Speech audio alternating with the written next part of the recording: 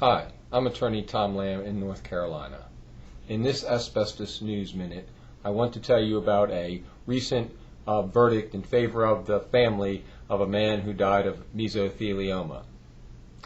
On October 19th and 20th in Erie County Court, Buffalo, New York, the jury handed down a $1.5 million verdict as well as punitive damages in the amount of $750,000 against Fisher Controls International following the death of a worker at Hooker Chemical in Buffalo, New York.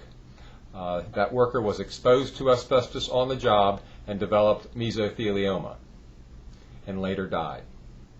In more detail, Fisher Controls, based in Marshallton, Iowa, is a subsidiary of the relatively well-known Emerson Electric Company, which is based in St. Louis, Missouri. Reportedly, this is the first instance that Fisher Controls has been found liable for using asbestos in its products. The worker is Ronald Drabczyk, a factory worker at a chemical plant in Niagara Falls, New York. Mr. Drabczyk died from mesothelioma, which is a form of cancer caused almost exclusively by exposure to asbestos. This particular worker repaired valves that were manufactured by Fisher Controls, which contained asbestos gaskets and piping. The valves were sold by Fisher to the Hooker plant, where Mr. Drabczyk overhauled them during the period of time 1970 to 1988.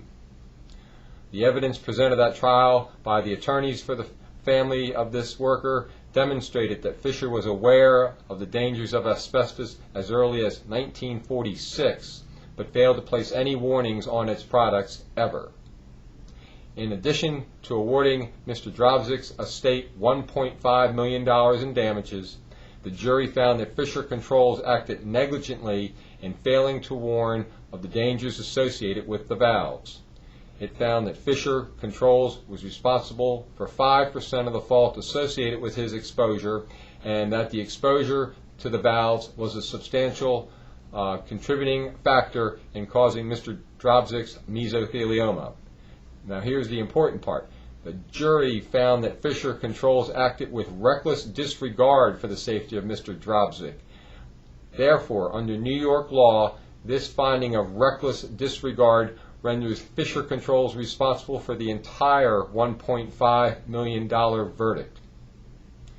As mentioned at the outset, there was also a punitive damages award based on this reckless conduct.